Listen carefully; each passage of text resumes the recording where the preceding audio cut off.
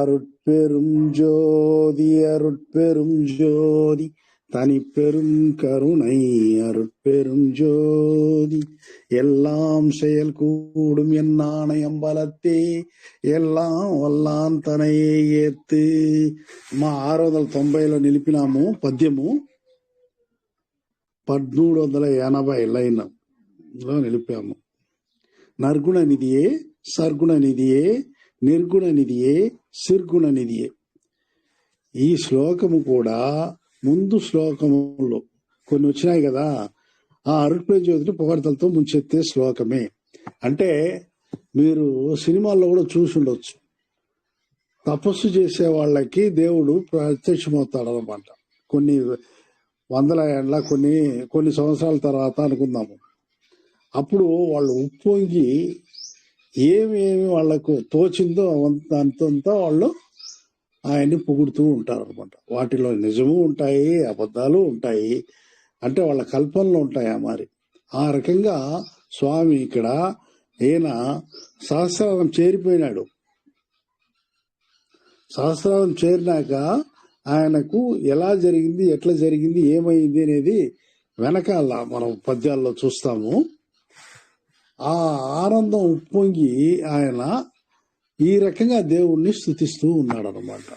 ఏ రకంగా? నర్గుణ నిధియే, ఈ సర్గుణ నిధియే, నిర్గుణ నిధియే, సిర్గుణ నిధియే అనేసి. ఈ శ్లోకం ముందు శ్లోకం వల్లే అరుట్పేరు జ్యోతిని పొగడ్తలతో ముంచెత్తే శ్లోకం. దేవుని పొగడటం ఒక రకమైన భక్తి. ఈ భక్తిలో తనకు తోచిన విధముగా భక్తితో ఆ దేవదేవుని పొగుడుతూ ఉంటారు. ఆ పొగడ్తలు దేవుని గొప్పతనమును చాటుచూ ఉంటుంది. ఈ పొగడ్తల్లో నిజము ఉంటుంది, తన ఇష్టమున కల్పితములు ఉంటుంది. ఎంత కల్పితములున్నా ఆ దేవుడు ఆ కల్పితములు దాటి ఈ ప్రపంచమును కరుణ ప్రేమతో పరిపాలించున్నాడు అనేది సత్యము. వీళ్ళు ఎట్లనే ఇప్పుడు చిన్న బిడ్డలు ఏదో మాట్లాడుతూ ఉంటారు, కొన్ని మనకు అర్థమవుతాయి, కొన్ని అర్థం కాదు. ఆ రకంగానే దేవుడు అనుకుంటాడు తన బిడ్డ మాట్లాడినట్టు ఇంత దూరం వచ్చినాడు అనే దీంట్లో ఆయన కల్పితమైన దాన్ని యాక్సెప్ట్ చేసుకుంటాడు అనమాట. అట్లా ఇక ఈ పద్యం యొక్క భావము నర్గుణ నిధియే, జీవులకు ఉపకారం చేయ గుణం కలిగిన వాడు నర్గుణుడు. అదే ఇక్కడ చెప్తున్నారు. అట్లే సద్గుణ నిధియే అని ఉంటాను. సత్ ప్లస్ గుణం, మంచి గుణము, మంచి శక్తి కలిగిన గుణానిధి. తర్వాత నిర్గుణ నిధి అనగా ఏ జీవి పైన ప్రత్యేక మమకారం లేక అందరినీ సమానంగా చూసేవాడు. ప్రత్యేక మమకారం ఉండదు, వాళ్ళ పైన ఎటువంటి ఇది ఉండదు అనమాట. అంటే ఏవగింపు ఉండదు, అందరూ సమానము ఆయనకి. తర్వాత సిర్గుణ అంటే చిత్ ప్లస్ గుణం నిధి అంటాడు. అన్నీ తెలిసిన సర్వజ్ఞుడు అట్లని దానికి అర్థం అనమాట. జ్ఞాన స్వరూపుడు, అందరిలోని వాడై ఉన్నవాడు. ఆ అరుట్పేరు జ్యోతి అని ఈ ప్రపంచ మనుగడకు తానే అన్నియు అయిన వాడని చెప్పబడి ఉన్నది ఈ పద్యములు. ఇంకా మనం తప్పదు, ఇంకొక దాదాపు ఒక 20-25 పద్యాలు మనము ఇట్లా పొగడ్తల్ని మనం వినాలి, చదవాలి. ఎందుకురా అంటే నెక్స్ట్ ఆ తర్వాత వస్తుంది ఏది, ఆయన కుండలినిలో ఆయన ఎదుర్కొన్న ఇదంతా ఒకటి చెప్దాం అనుకుంటా ఉన్నాము. అది అయినాక ఆయన సహస్రారం దీంట్లో నుండి ఆజ్ఞ నుండి సహస్రానికి పోయిన తర్వాత ఆయన బాడీ ఏ రకంగా శుద్ధ శరీరంగా ఉండిన బాడీ ఎలా మారింది, ఏ రకంగా జ్ఞాన శరీరంగా మారింది అని చెప్పుకుంటా వస్తాడు. అంతకుముందు ఆయన మూలాధారం నుండి పోయిన దాన్ని వేరే పద్యంలో వివరించున్నాడు. ఏ రకంగా ఆయన ఏమేమి ఫేస్ చేశాడు అనేది అది కూడా ఈ 20 పద్యాలు అయిన తర్వాత చూస్తాము. ఇప్పుడు ప్రస్తుతానికి కంటిన్యూగా ఒక 20-25 పద్యాలు ఈ రకంగానే ఉంటదన్నమాట. అంటే పొగడ్తలు. పలయలాదు ఒంగుం పలికుమా మలయే వళమెలాం నిరంద మాణిక్య మలయే. వள்ளలార్ గారు ఆ అరుట్పేరు జ్యోతిని ఇంతవరకు గురువుగాను, తల్లిగాను, తండ్రిగాను, మిత్రుడిగాను, తన తోడుగాను, బంధముగాను, శక్తి సిద్ధులుగాను, తన సంతోషము గాను, అమృతముగాను, మణి, ఔషధము, మంత్రముగాను, నిధిగాను, బంగారుగాను వర్ణించి ముందు పద్యములలో వర్ణించినట్లే ముందు పద్యముల్లో కూడా స్తుతించున్నారు. ఇప్పుడు ఎట్టి శక్తి వలన కదల్చలేని పర్వతముగా ఆ దేవదేవుని స్తుతించున్నారు. ఇంతవరకు ఆయన మణులు అవి ఇవి ఇట్లంతా స్తుతించినట్లే ఇక మీద కూడా స్తుతిస్తున్నారు. ఈ పద్యంలో ఆయన గట్టి పర్వతంగా, శక్తి గల పర్వతముగా, ఆ పర్వతాన్ని ఎవరు కదల్చలేరనమాట. మన దీంట్లో కూడా పర్వతాన్ని కదల్చలేము కదా, బాంబు పెట్టి కాలుస్తున్నాము కానీ దాన్ని చెదరగొడుతున్నాము కానీ దీన్ని మనం దాన్ని కదల్చలేని పరిస్థితిలో ఉన్నాం అనమాట. ఆ దైవ శక్తి మనకు పలు పర్వతముల ద్వారా చేయు ఎన్నో ఉపకారములు, వాటికి పలు రెట్లు ఎక్కువగా అరుట్పడి జ్యోతి అనే పర్వతం నిరాఘాటంగా యుగయుగాలుగా చేయుచున్నది. పర్వతముల వలన మనకు ఎన్నో లాభాలు ఉన్నాయి. అవన్నీ యాక్చువల్గా జాగ్రఫీ చదివి తెలుస్తుంది అనమాట. కలపలు, ఇంకా మనకు అక్కడ ఉండే ఇవన్నీ కూడా చాలా ఇది ఉంటుంది అనమాట. చాలా రకమైన పుష్పములు, కాయలు, కూరలు అన్ని కూడా అక్కడ దొరుకుతూ ఉంటది అనమాట. పర్వత శ్రేణుల్లోనే చాలా మంది ప్రజలు కూడా నివసిస్తూ ఉంటారు అనమాట. తేనె ఇటువంటిదంతా కూడా దొరికేది ఆ పర్వతంలో ఉండే అడవుల్లోనే. కాబట్టి ఈ పర్వతములంతా చేరి ప్రజలకు మనకు ఎంత మంచిని చేస్తున్నాయో వాటికంతా మించి ఆయన, ఎందుకంటే ఆ పర్వతాలను పెట్టింది ఆయన కాబట్టి ఆయన వాటిని మించిన సహాయకారిగా మనల్ని ఆయన చూస్తూ మనం జీవించేటట్టు చేస్తున్నాడు అనమాట.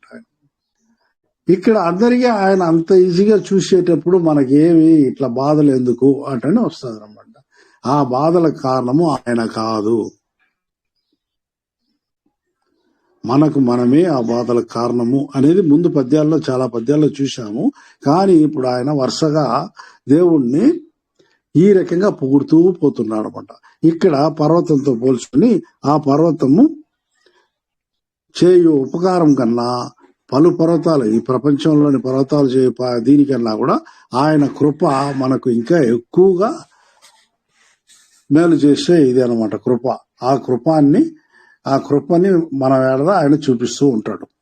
ఆ పర్వతం ఎట్టి కళంకము లేనిది, దానివల్ల ఎట్టి కీడు, కొరత, భయము కలిగించినది. అదే అన్ని జీవరాశులను బ్రతికించున్నది. ఇది చాలా ఉన్నతమైనది. అది పాలరాతి లాగా ప్రకాశించినది. స్ఫటికం వలె ఉండి సూర్యప్రకాశంలో ప్రజ్వలించుతున్నట్లు ఉంటుంది. ఇట్టి ప్రకాశమే ఆ ఈశ్వరుని ప్రకాశము. ఆ జ్యోతి స్వరూపుణ్ణి మాణిక్య పర్వతంగా చెప్పుచున్నారు వள்ளలార్ గారు. కాబట్టి ఆయన్ను శివమాణిక్య జ్యోతిగా అనగా ఎర్రటి ప్రకాశం కలిగిన వాడుగా చెప్పుచున్నారు.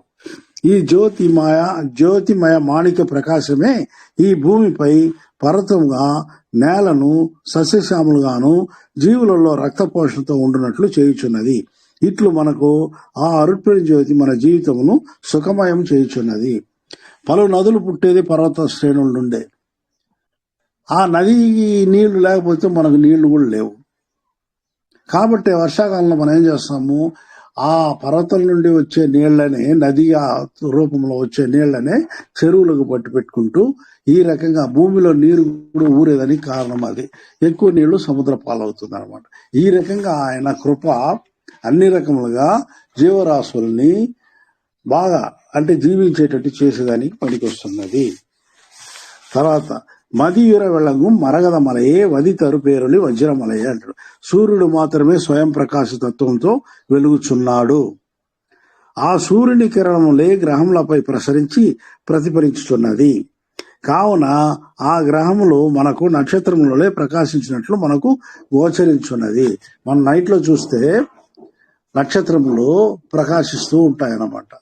అవన్నీ ఎవరా అంటే సూర్యునిలాగా స్వయం ప్రకాశములు. కానీ అవే వాటి యొక్క కిరణములు వేరే తన గ్రహంలో పైన పడినప్పుడు అవి కూడా దూరంగా ఉంటుంది కాబట్టి ప్రకాశిస్తూ ఉంటుంది కాబట్టి అవి కూడా మనకు నక్షత్రములలో కనిపిస్తాయి. కానీ మనకు ఇక్కడ నుండి చూసినప్పుడు ఆకాశంలో నక్షత్రములు, గ్రహములు అన్ని కూడా ప్రకాశిస్తూ ఉంటుంది. అన్ని నక్షత్రములు సూర్యుడు కాదు, కానీ మాక్సిమం నక్షత్రములు సూర్యులే. ఇక్కడ ఏమరా అంటే మనకు మీరు కానీ తూర్పు దిక్కు చూశారంటే సాయంత్రాల్లో తెల్లటి నక్షత్రం కనిపిస్తుంది. అది ఏదిరా అంటే వీనస్, శుక్రుడు తెల్లగా కనిపిస్తాడు. అట్లే బుధుడు కనిపిస్తాడు అప్పుడప్పుడు మనకు. చంద్రుడు కొద్దిగా దగ్గరలో ఉన్నాడు కాబట్టి మనకు గోళంగా కనిపిస్తాడు. అదే దూరంగా ఉంటే చంద్రుడు నైట్ లో ప్రకాశిస్తూ ఒక నక్షత్రంలాగా కనిపించేవాడు అనమాట. మనకు అది భూమికి దగ్గరలో ఉన్నాడు కాబట్టి అది గోళంగా మనకు కనిపిస్తున్నది. కావున ఆ గ్రహంలో మనకు నక్షత్రంలో ప్రకాశించినట్లు మనకు గోచరించున్నది. నిజమైన ప్రకాశము ఆ గ్రహములలో లేవు, అది ఒట్టి ప్రతిబింబమే. ఆకాశంలో కలిసి ఉన్న వాయు వస్తువులు, విద్యుత్ అణు వస్తువులు, ఆ గ్రహ గోళంలోని వస్తువులు మనకు స్వయం ప్రకాశం వలె కనిపిస్తున్నది. చంద్రులోను బుధగ్రహంలోను సూర్యకిరణములు ప్రతిఫలించుతున్నప్పుడు మరకత పర్వతంపై పడు ప్రకాశం వలె చంద్రుడు వెలుగుతున్నదట. మరకతము పర్వతము, మరకతము అంటే పచ్చగా ఉంటుంది అనుకుంటా. నేను కూడా పెద్దగా చూడలే, ఎప్పుడో చిన్నప్పుడు చూసిన. మరకతం అంటే పచ్చగా ఉండేది అనుకుంటా. దాని మీద అంటే పసుపు పచ్చగా మనకి అంటే చంద్రప్రకాశం ఉంటుంది. అది ఆ రంగా వెలుగుతున్నదని కారణము సూర్యప్రకాశము దాని మీద పడి ఆ బింబం మనకు కనిపించే దాని వల్ల. ఈ చంద్రబింబంలోని చల్లని అమృత శక్తి ఉత్పత్తి అయి స్థావర జంగములకు తగు శక్తిని మనం అంటే చంద్రుడు వేస్తున్నాం, అదేమరట సూర్యుని ప్రకాశం మనకు ప్రతిబింబిస్తుంది అనేసి ఒట్టిగా వదిలేయలేము. దేవుడు అందులో అంటే ఆ చంద్ర ప్రకాశంలో అమృత శక్తిని ఇచ్చున్నాడు. ఆ ప్రతిబింబముతో వచ్చే ఆ వెలుగులో మనకు అమృత శక్తిని ఇచ్చున్నాడు అనమాట. అది స్థావర జంగములకు తగు శక్తిని, పచ్చదనమును ఇచ్చున్నదట. చూడండి, అన్ని చెట్లు పచ్చగా ఉండేది కారణం ఏమనంటే చంద్ర ప్రకాశము అంటాడు. మనం ఏమనుకుంటాము, మనకు దాని గురించి తెలియదు అనమాట. ఏమనుకుంటాము, సహజంగా పచ్చగా ఉంటుంది పైరులో అనుకుంటాము, పైరు గాని ఆకులు గాని. కానీ దానికి కారణము చంద్రుని నుండి వచ్చే అమృతము అంటాడు. ఇది ఈ చంద్రబింబంలోని చల్లని అమృత శక్తి ఉత్పత్తి స్థావర జంగములకు తగు శక్తిని, పచ్చదనమును ఇస్తున్నదట. పండ్లకు రుచి ఏర్పడుతుంది. అట్లాగే పండ్లలో రుచి కూడా అదే నిర్ణయిస్తుంది. ఆ పండ్లను బట్టి దాని క్యారెక్టర్తో పాటు దాని రుచి అంటే తీయగాను పుల్లగాను ఉండేట్టు చేసేది అదే. అంటే చేదుగా ఉండేదాన్ని కూడా చేయించేది ఆ చంద్రబింబమే. మనిషి మదిలో, శరీరంలో ఆరోగ్యము, శక్తి, సామర్థ్యం తరుగుట జరుగునట్లు చేయుచున్నదట. ఇది వాటిని మాత్రం మనుషులుడు వదల్లా. చంద్రుడి స్థానం సరిగా లేదు అంటారు మన జ్యోతిష్కుల దగ్గరికి పోయినామంటే. చంద్రుడి స్థానం ఏదైనా అంటే క్యారెక్టరైజ్, మన యొక్క మనసుని మారుస్తూ ఉంటది. అది చంద్రుడు చేసే పని. గ్రహములలో చంద్రుల్లో ఒకడుగా తీసుకున్నారనమాట మన వాళ్ళ జ్యోతిష్కులు. ఆ రకంగా చంద్రస్థానము ఏదిరా అంటే మనలో గొప్ప మార్పుని మన మనస్సులో మనస్సులో ఏర్పాటు చేసేది ఆ చంద్రుడే అంటాడు. మనిషి మదిలో, శరీరంలో ఆరోగ్యము, శక్తి, సామర్థ్యం తరుగుట జరుగుట చేయుచున్నదట. ఇట్లు జరుగుటకు కారణం ఏమన్నది ఆ అరుణ జ్యోతికి జీవులపై కలిగి ఉన్న ప్రేమయే. ఆ ప్రేమ వల్లనే ఈ రకంగా ప్రకృతిని మలచి ఉన్నాడు అనమాట. ప్రకృతిని ఊరికి ఏదో ఆయన సృష్టించి వదిలేయలే. దీనివల్ల తాను తన బిడ్డల్ని, ఎందుకంటే ప్రతి అణువులోనూ తానై ప్రకాశిస్తున్నాడు. తన కోసమే ఆయన అన్నీ చేసుకున్నాడు. ఆ తానుగా ప్రకాశించేదే మనము. కాబట్టి ఇక్కడ మనల్ని కొద్దిగా బయట పంపించి కొంచెం స్వతంత్రంగా ఉండరా అన్నట్టు మనకు ఆ థాట్ని ఇచ్చి వీటినంతా మన ద్వారా మనము అనుభవిస్తూ ఉంటే దాంట్లో నుండి సారాన్ని ఆయన తీస్తాడు. కాబట్టి మనం ఏమనంటే మనలో ఎప్పుడు మనం చేసే పని మనది కాదు, ఆ దైవము చేసే పనే. ఎందుకంటే మనలో ఆ దేవుడు నిండి ఉన్నాడు.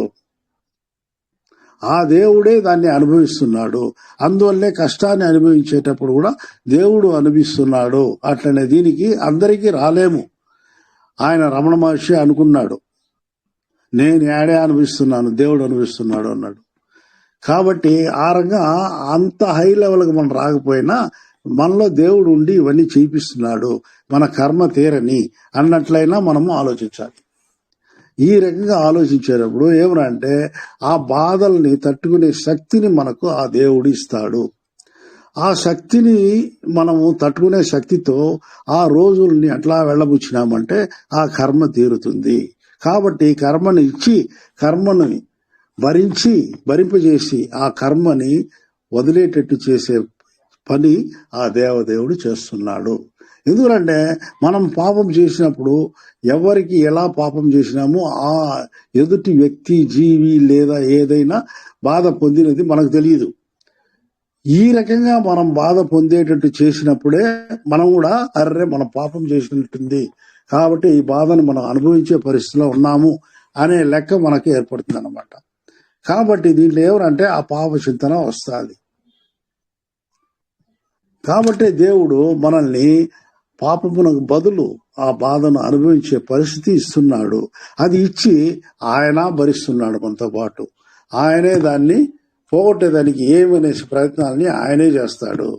ఆ దీంట్లో నుండి పోగొట్టించే పరిస్థితి కూడా ఆయనే తెస్తాడు. కాబట్టి మనము దాన్నంతా గ్రహముల ద్వారా చేపిస్తున్నాడు అటని మన వాళ్ళు కనుక్కున్నారు. కాబట్టి ఆ గ్రహముల ద్వారా మనకు ఇవి జరుగుతున్నాయి. కాబట్టి ఒక్కొక్కటి ఒక్కొక్క రకమైన ఆ టైం గల గ్రహాలు, కాబట్టి ఆ గ్రహాలు తిరుగుతూ ఉంటాయి. కాబట్టి ఈ రోజు ఓ రోజు చూడండి, చంద్రుడు ఇది చూస్తా ఉంటే మార్నింగ్ ఉండే మూడు మధ్యాహ్నానికి ఉండదు, సాయంత్రానికి వేరే మూడ్లో ఉంటాం. కొంచెం బాగా ఆలోచించినాయి. ఒక్కోసారి ఆ రోజుని మన మనస్తత్వాన్ని బట్టి ఒక రోజుని అనలైజ్ చేశామంటే ఈ రకంగా ఉంటుంది. అట్లే వారాన్ని, నెలని అనలైజ్ చేయండి.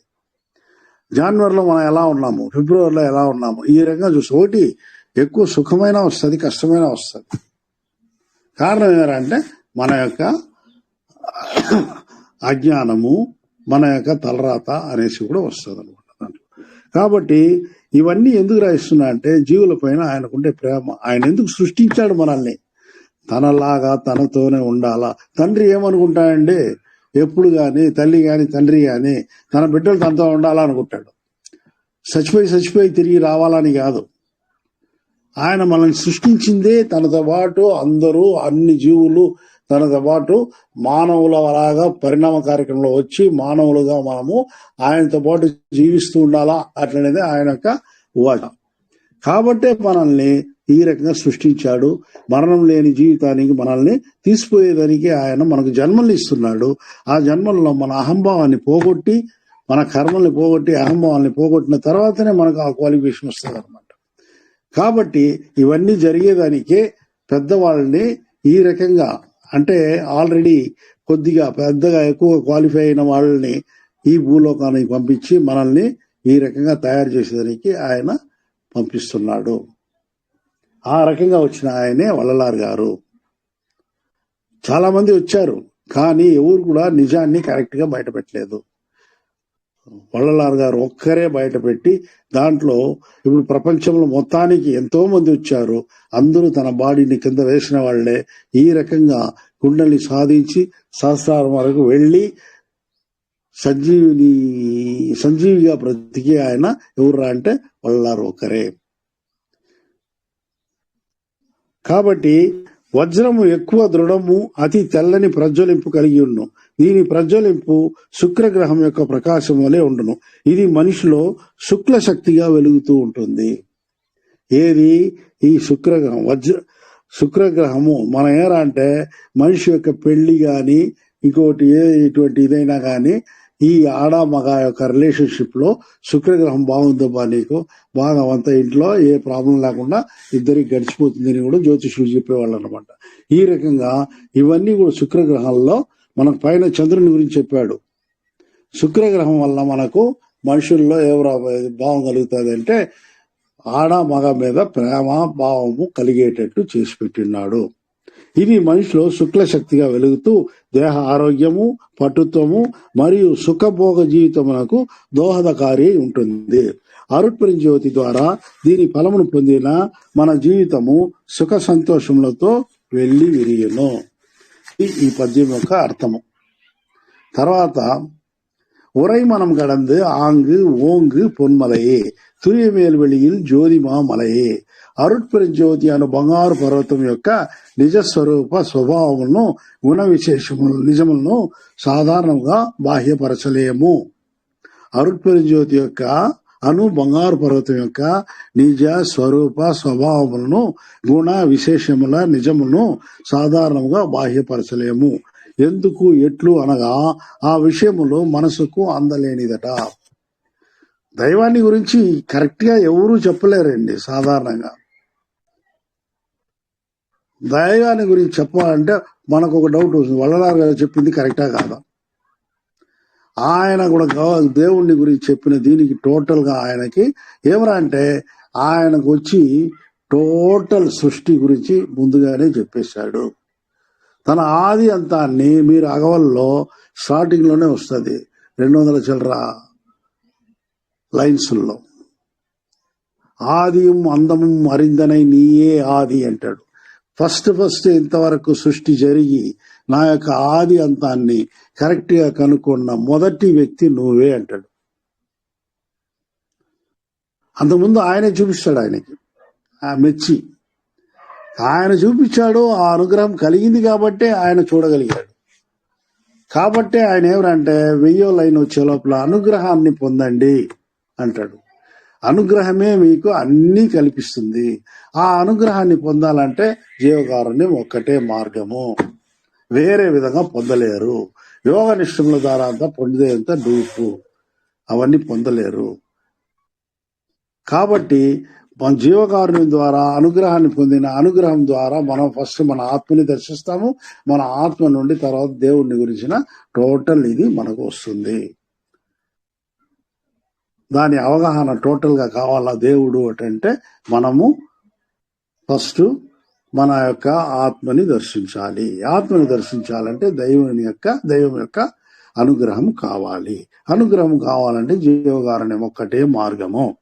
ఇది సూక్ష్మంగా దీని యొక్క ఏదో అంటారు కదా మంత్రాల హైం హ్రీం క్లీం అనేసి, ఆ రకంగా సూక్ష్మంగా దేవుణ్ణి ప్రసన్నత మనకు రావాలంటే ఇదే. ఆయన చూసే విషయం జ్ఞాన సరిగేల్లో లాస్ట్ పద్యంలో వస్తుంది. జ్ఞాన సరిగి గురించి ఇంతకుముందు వేరే వీళ్ళు లలిత గారు చేస్తున్నారన్నమాట. వాళ్ళ ఆ సబ్జెక్టు వినండి. జ్ఞాన సరిగే 28వ పద్యంలో వల్లలారు గారు దేవుడి గురించి ఎలా అనే దాని గురించి చెప్పి ఉన్నారన్నమాట. దాన్ని వినండి. తర్వాత ఇప్పుడు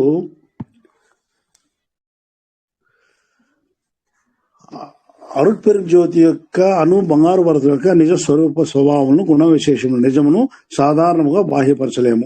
ఎందుకు ఎట్లునగా ఆ విషయములు మన మనస్సుకు అందలేనిది. సాధారణ మనస్సుకు దాన్ని గ్రహించి తెలుసుకుని శక్తి లేదట. కాబట్టి దానిని చెప్పుటకో వ్రాయుటకో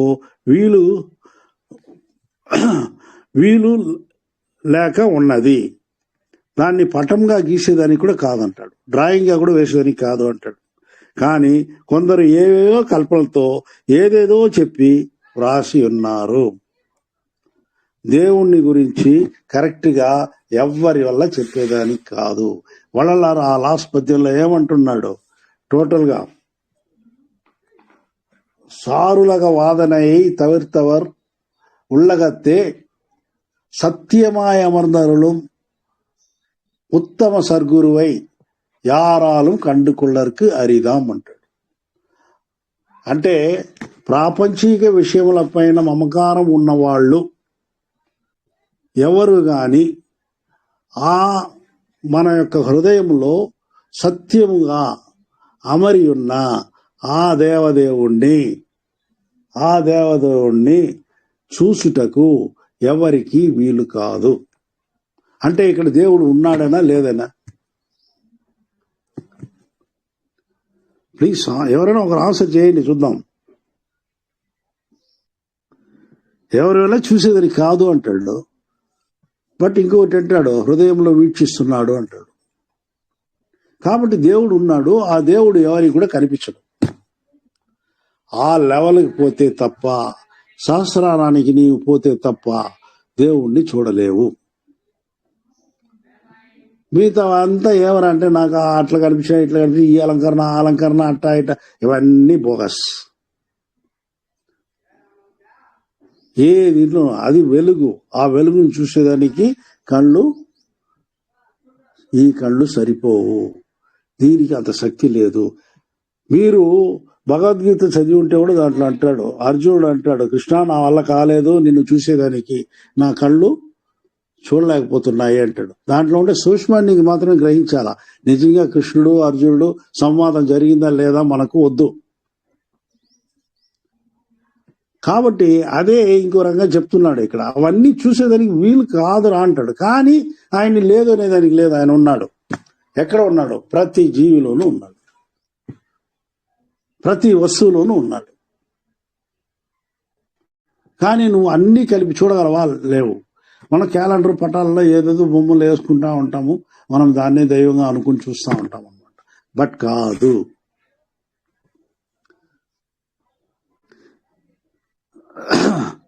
చెప్పుటకో రాయటకో పటంలాగా గీయటకో వీలు కాదు. కానీ కొందరు ఏవేవో కల్పనలతో ఏదేదో చెప్పి రాసి ఉన్నారు.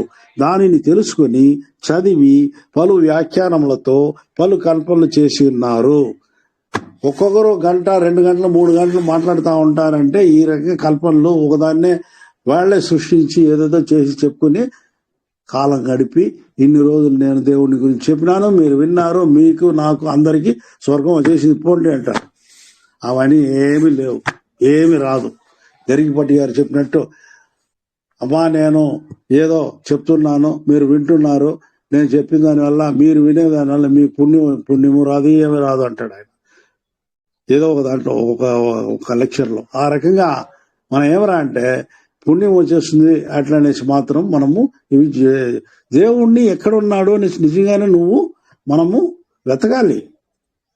వెతికినప్పుడు దాని ఎఫెక్ట్ మనము పొందగలము మన జీవితంలో. అది ఇహంలో సరే పరంలో సరే. జీవితం వచ్చి ఎప్పటికీ ఎండ్ కాదు. ఇక్కడ చచ్చిపోయిన తర్వాత పరలోకంలో కూడా మన జీవితం కంటిన్యూ అవుతుంది. అక్కడ పుట్టినట్టు అనమాట. అక్కడ తిరిగి మనకు తిరిగి ఎట్లా దేహాన్ని కింద ఇచ్చాము కాబట్టి ఆటోమేటిక్గా ఇక్కడ ఇంకొక దేహం రావాలి. ఆ దేహంలో మనం ఏం చేయాలా? తిరిగి బతకాలి. బతికేటప్పుడు దేవుణ్ణి వెతికినప్పుడు మనకు సంతోషము ఇస్తుంది. దేవుణ్ణి గురించి అనుకోకుండా ఉండి న్యాయసమ్మతం లేకుండా ఎట్టబడితే అట్లా బ్రతికినామంటే దుఃఖము దాని పాటికి అదే వస్తుంది. కాబట్టి మనం ఏం చేయాలా? ఏవో కల్పనలతో ఏదో చెప్పి రాసి ఉన్న దాన్నంతా నమ్మే పరిస్థితిలో ఉండవద్దండి. దానిని తెలుసుకుని చదివి పలు వ్యాఖ్యానంతో పలు కల్పనలు చేసి ఉన్నారు. అందువలన పలు తారుమారు కల్పనలు దేవుని గురించి వాడుకలో ఉన్నది. దేవుడు వచ్చాడు, అటు అన్నాడు, పోయింది, ఇది పోయింది, అది పోయింది, అవంతా ఏమరంటే అన్ని కల్పనలో. కానీ దైవం గురించిన స్వభావ స్వరూప గుణ విశేషములు మనసుకు అందనిదై ఉన్నది. ఈ మనస్సుకి అంత దూరం మనకు లేదు. ఇప్పుడు దీన్ని మనం మామూలుగా దీని గురించి మనం డిఫైన్ చేసుకోవాలంటే, ఒక 5 ఏళ్ల పిల్లోడు 40 ఏళ్ల వాడు 30 ఏళ్ల మనిషి లాగా ఆలోచించగలడా? ఏ విషయాన్ని గురించి అయినా ఆలోచించలేడు. ఏమనంటే అతని మనసు ఎదగలేదు. అట్లాగే మనం కూడా.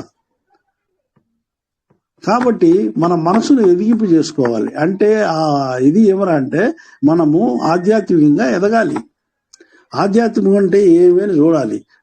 నిజమైన ఆధ్యాత్మికుడికి కుల మత భేదములు ఉండవు. ఫస్ట్ అది అలవాటు చేసుకోవాలి. నిజంగా సంతోషం వచ్చినా బాధ వచ్చినా నిజమైన హృదయంతో అతను ఆ బాధని దేవుడి ముందర చెప్పుకోవాలి. అర్థం కాని భాషలో ఏదో ఇంకొకరిని పూజారిని పెట్టి నాకు ఒక పూజ చేయి అయిపోతుంది అంటే అవన్నీ మనల్ని మనం ఏమార్చుకునేదే.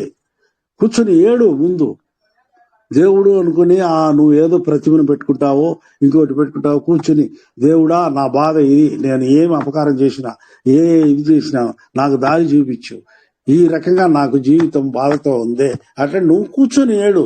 నీ హృదయము స్పందించినప్పుడు అక్కడ ఆటోమేటిక్గా ఆ హృదయము స్పందిస్తుంది.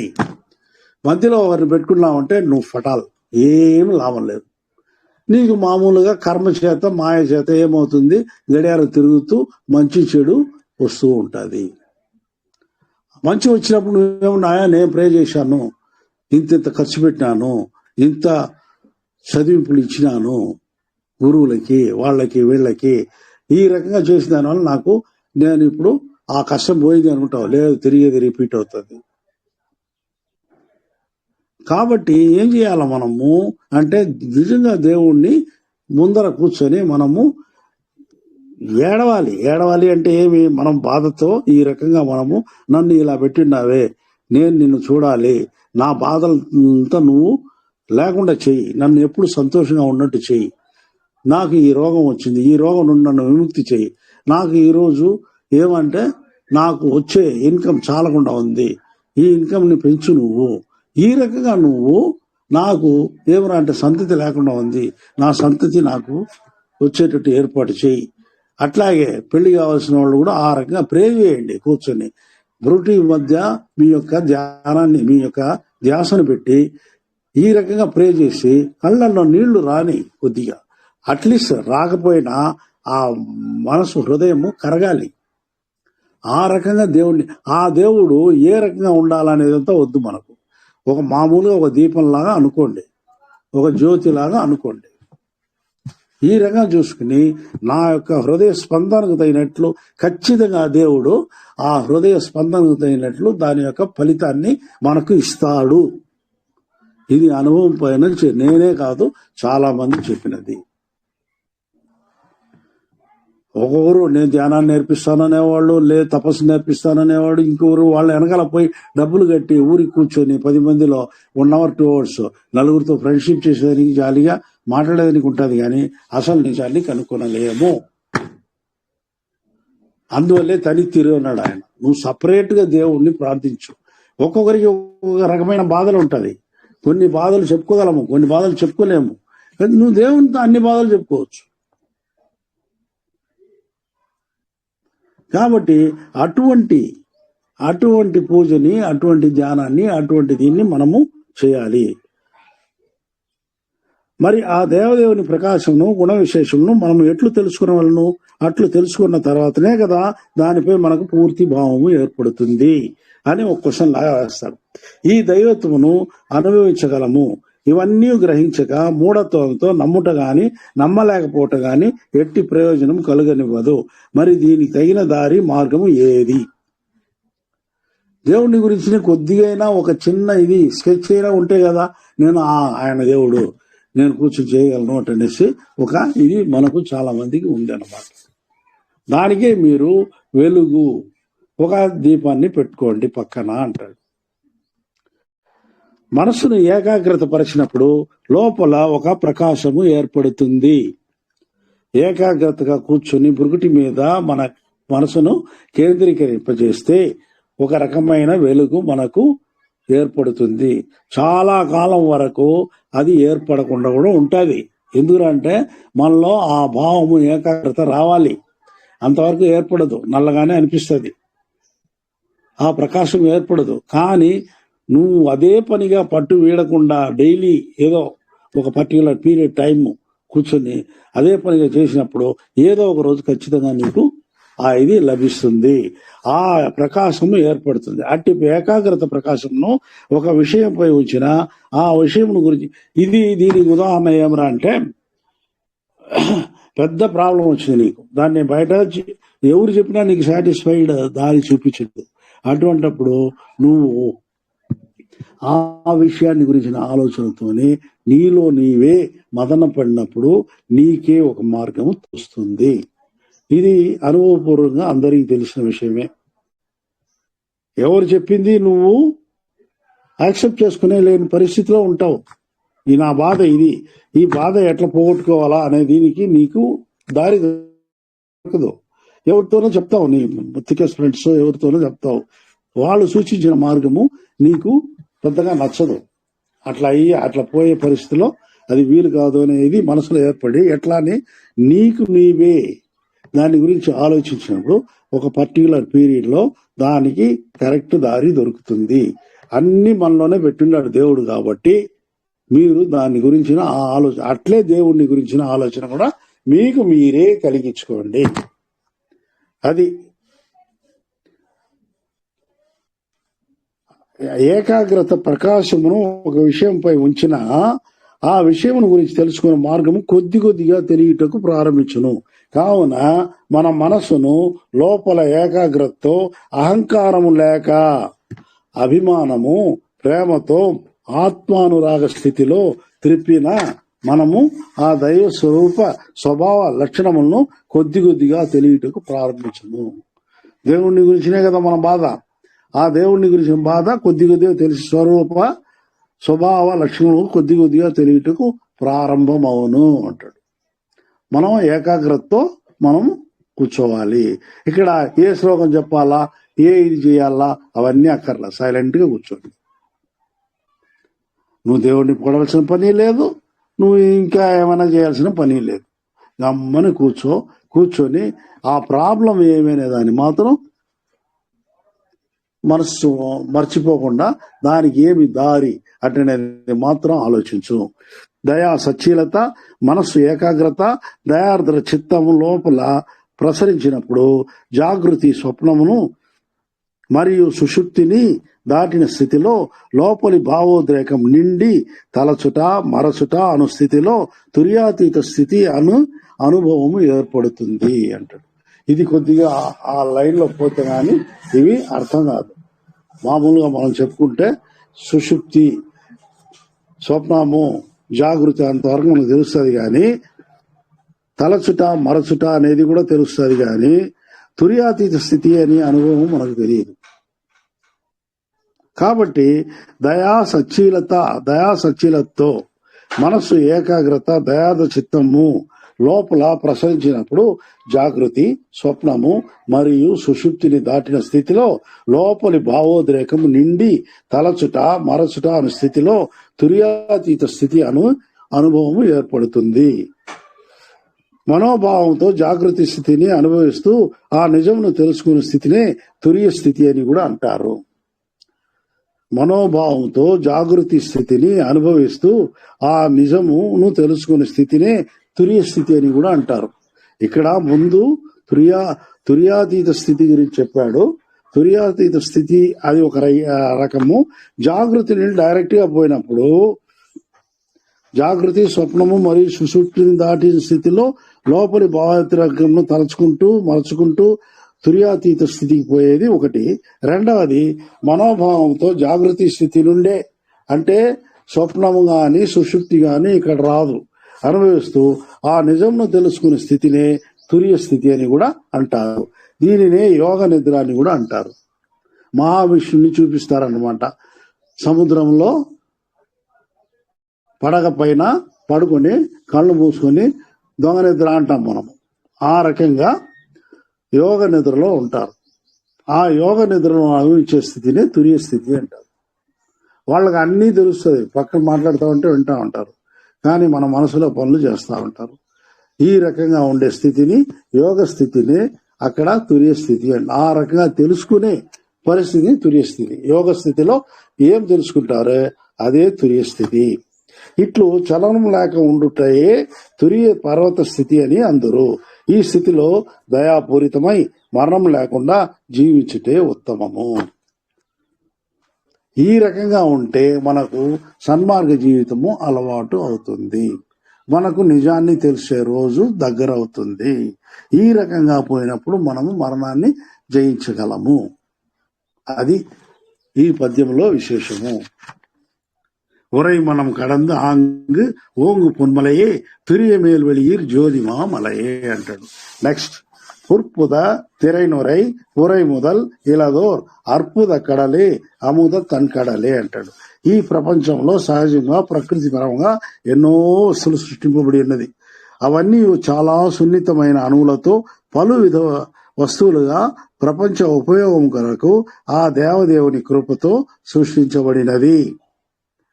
ఈ ప్రపంచంలో సహజంగా ప్రకృతి పరంగా ఎన్నో వస్తువులు సృష్టింపబడి ఉన్నది.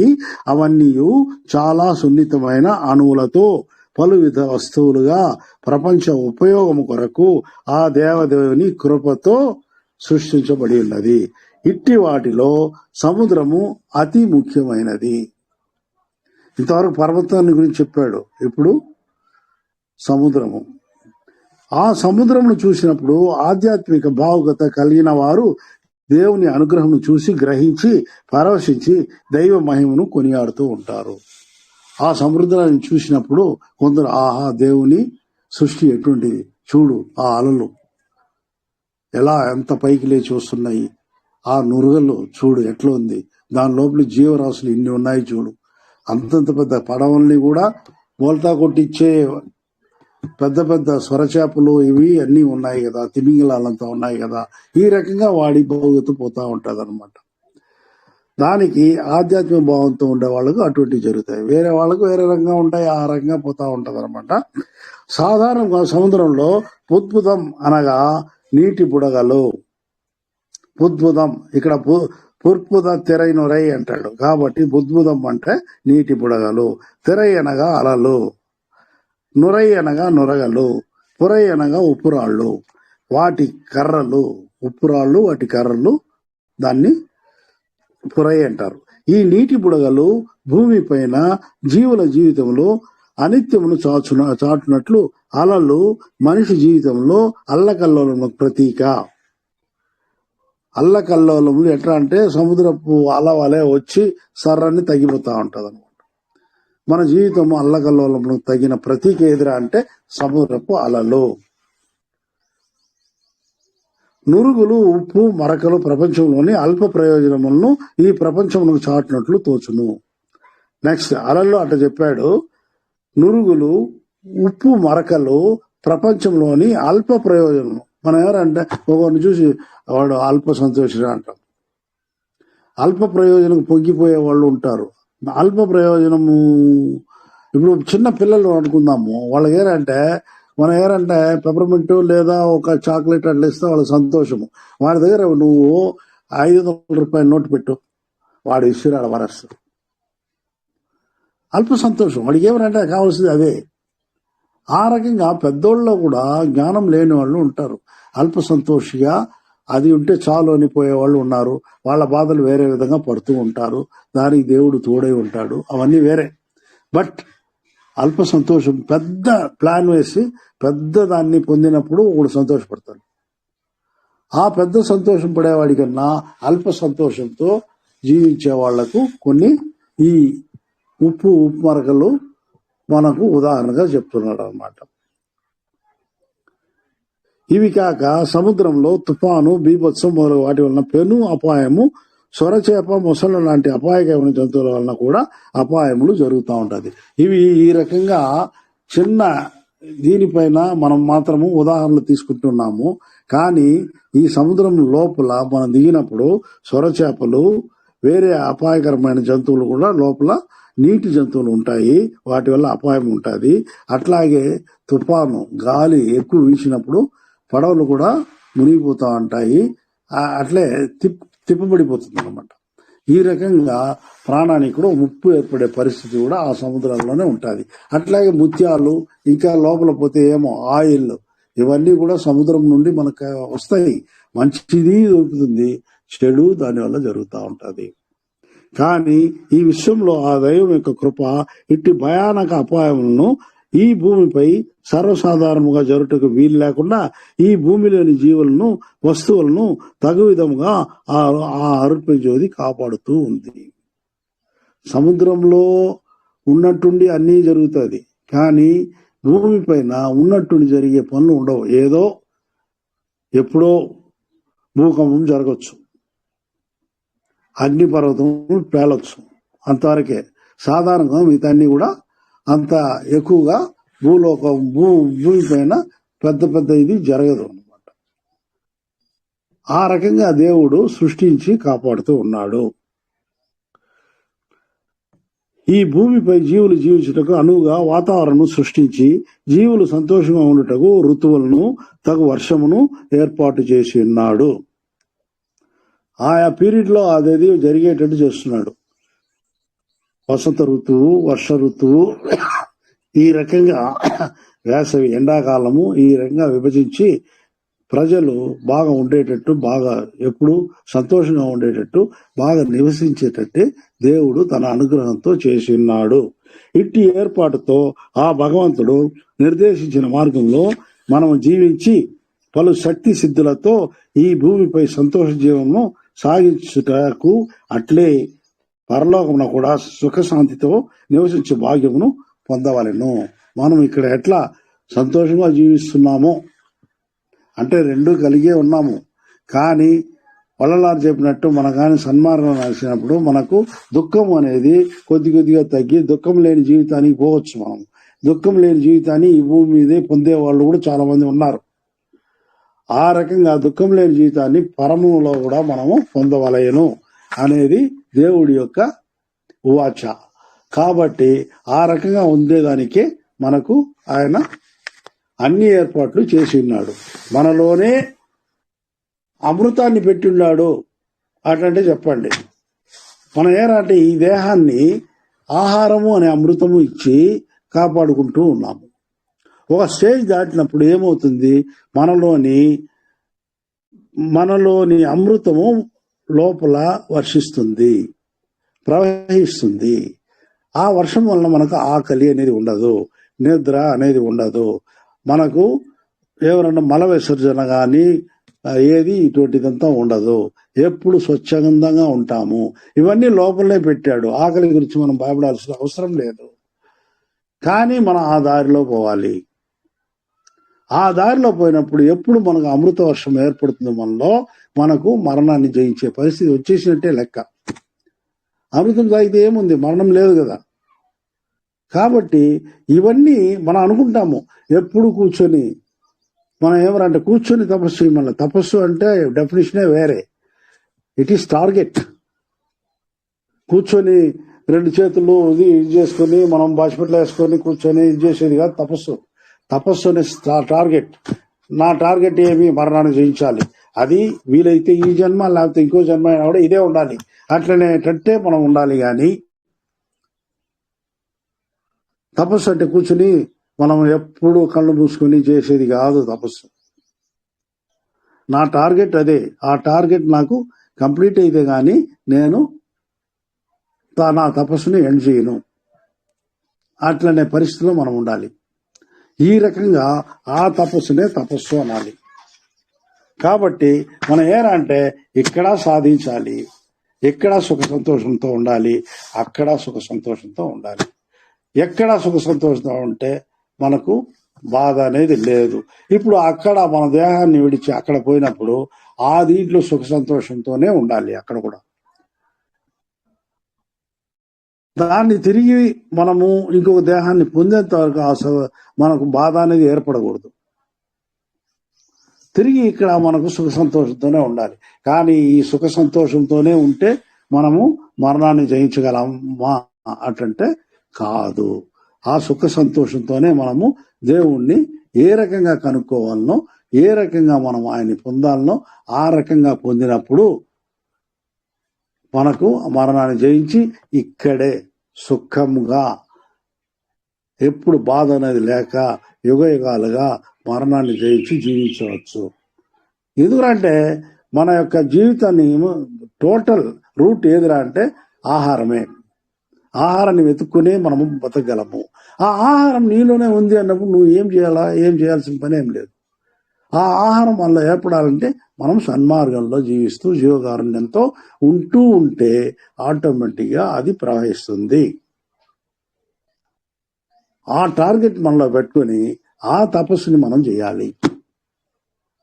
అది చేసినప్పుడు మనకు అన్ని రకాల సౌఖ్యము ఏర్పడుతుంది. మనం పర్మనెంట్ గా ఉంటాము, మరణాన్ని జయించగలము. అది ఈ పద్యంలో విశేషము. మనకేమరా అంటే 5 పద్యాలు అయింది అనుకుంటా, 5 పద్యాలు అయింది ఇంతవరకు. నెక్స్ట్ టైం అయింది, 50 minutes పైన అయిపోయింది. ఇంకా మిగతాది నెక్స్ట్ వీక్ చూద్దాం. తిరు అరుట్ప అగవల్ మొదటి నుంచి వినదలుచుకున్న వారికి క్రింది డిస్క్రిప్షన్ బాక్స్లో లింకు పెట్టి ఉన్నాము, వినగలరు. Thank you.